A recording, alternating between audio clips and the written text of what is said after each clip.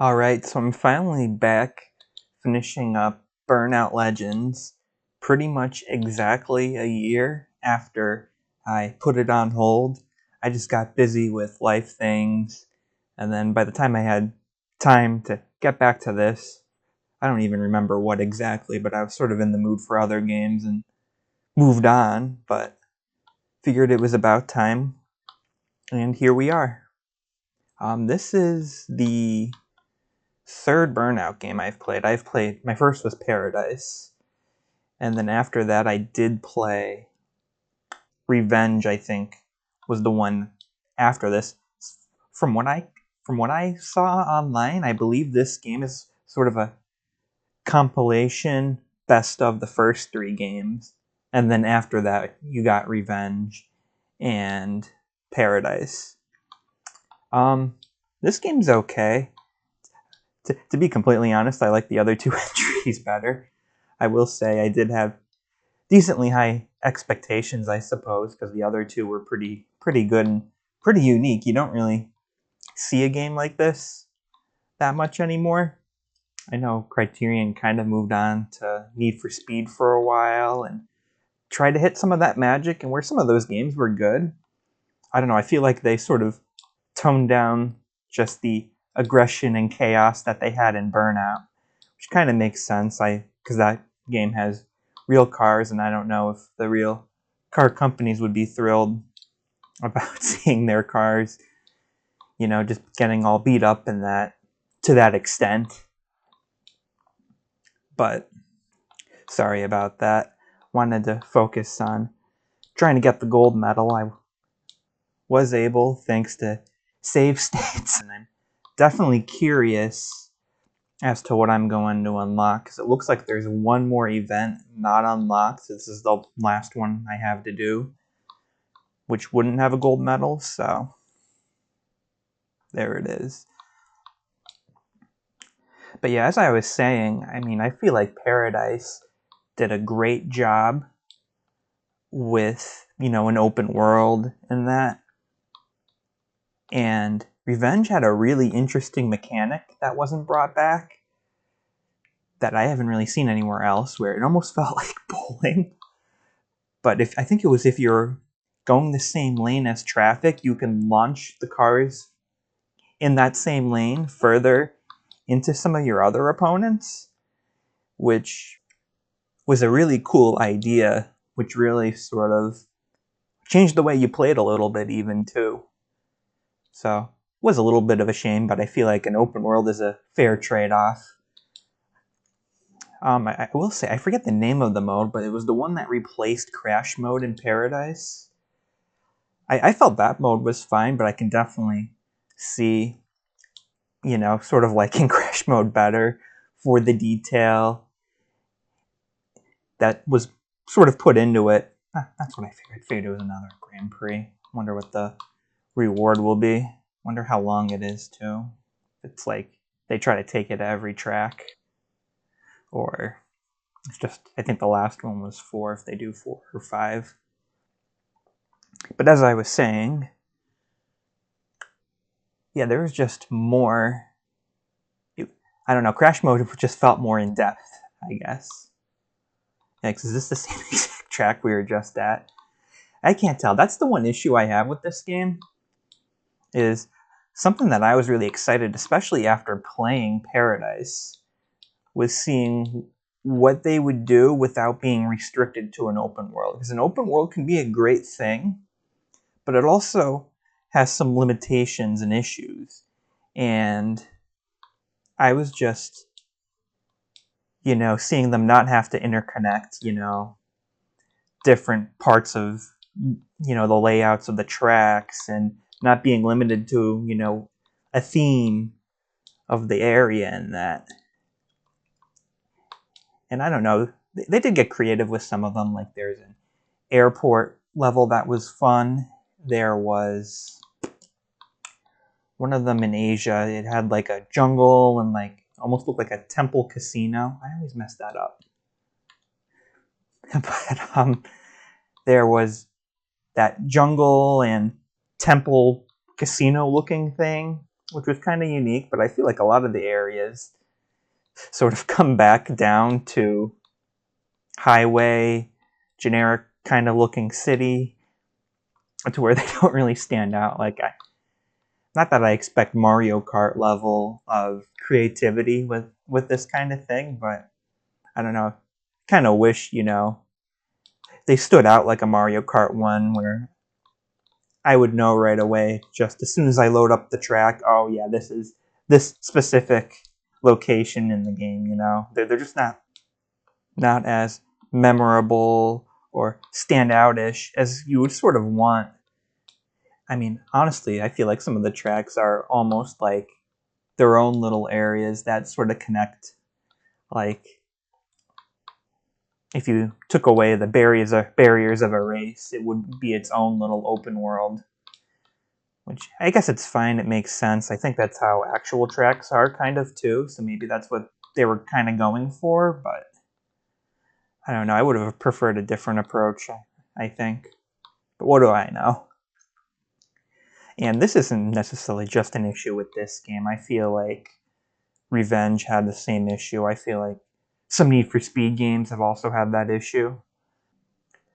Yikes, this cup wound up only being 3 races. I'm surprised they didn't try to make it, the longest one yet, like the last one. But actually, this is one of the more unique tracks I was talking about.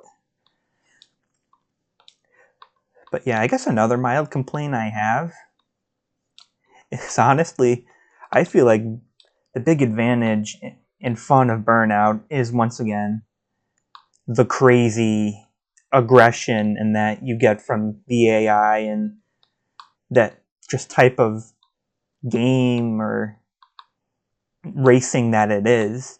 And I don't know, sometimes I don't feel like they play on that as much as they would. Like, I feel like the highlight event is the one you saw me start off with, Road Rage, and saving that last one in the midst of, a bunch of races, which, I don't know, they're fun. I mean, it is a racing game, but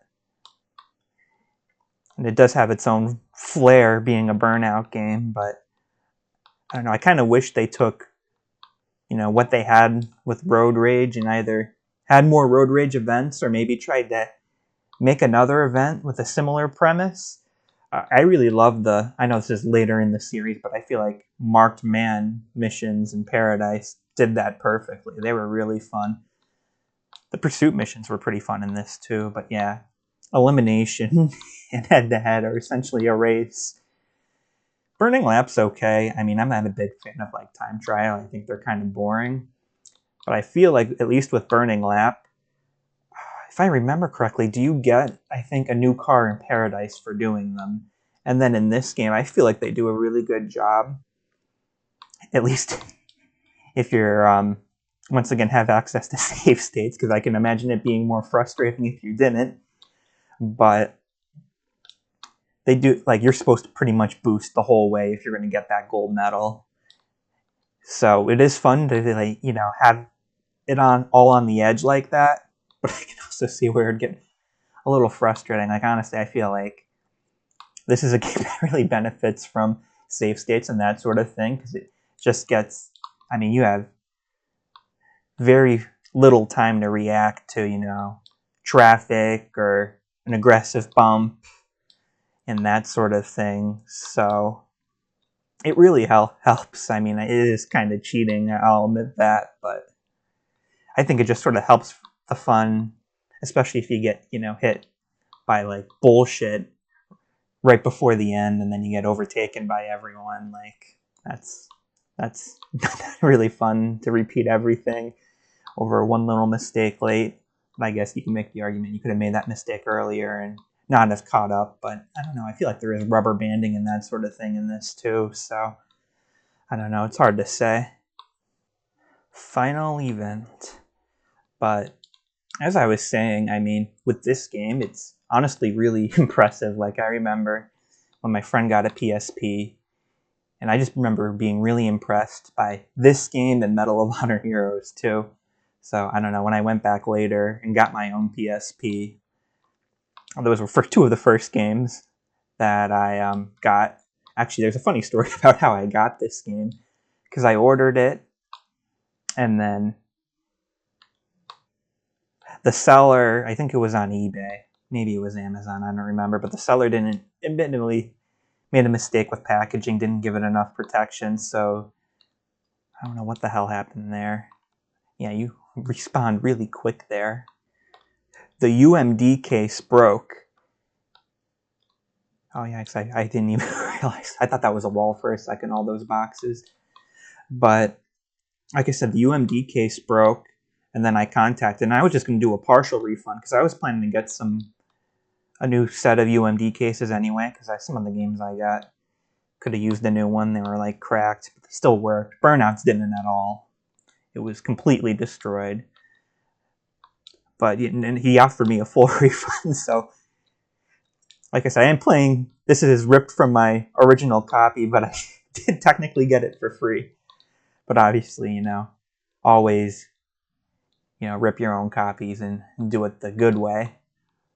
But it's kind of nice to have my PSP games on a monitor too, and bigger screen, which I guess is kind of hypocritical for this game in particular, because it is essentially a compilation of several PS2 games. Or I think it was probably also on Xbox and maybe GameCube, but I mean, there's some good exclusives that are probably stuck on the PSP anyway, but and just the sheer amount of content in this game too, like there's loads of events, and then I would almost consider Crash Mode its like own separate, main story, career, whatever you want to call it, because that's just as long as all these missions, maybe even longer. There's like about, I think, 100 of them. I forget if it's exactly that or if it's a little over, which is a lot. Honestly, it felt like a bit much at one point, but I eventually got a decent groove on and just made it through all of them. I was actually just watching something recently. I didn't even realize there was a spiritual successor to Burnout out there. I guess it didn't do that well. It was called Dangerous Driving, I think. I just learned that as I was playing through this game. Or finishing up.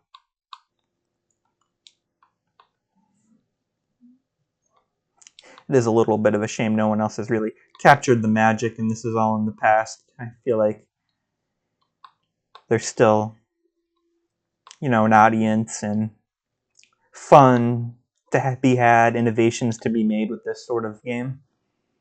Even just combining that sort of launching traffic mechanic of Revenge with an open world like Paradise, I think would be a blast. All right, final reward, 3 new cars. Let's see what we got. It's a little weird because they showed like these Formula 1 cars that I unlocked, but I don't even know how to race them. I was wondering if there was like a secret car class. I mean, these are cool, but it's like sometimes you get rewards like this and it's like I'm already done with the game. I've already played all the events. Like, what's the point? I mean, I didn't do all the snapshots. I think there was a few other things you can do. How do I bring it up? I think was there more things? Signature takedowns, crash headlines. I don't even know what the trophies are. I did miss some things, obviously, but I'm pretty satisfied. Golding all the events. I didn't gold all the crash events, though. That was a little too much, like I said, but or get all the cars. But I'm satisfied with where I'm at. I don't feel like, grinding out for some, I don't know, lucky guess or trying to particularly redo a whole event just to have a shot to do a specific thing at a specific point. So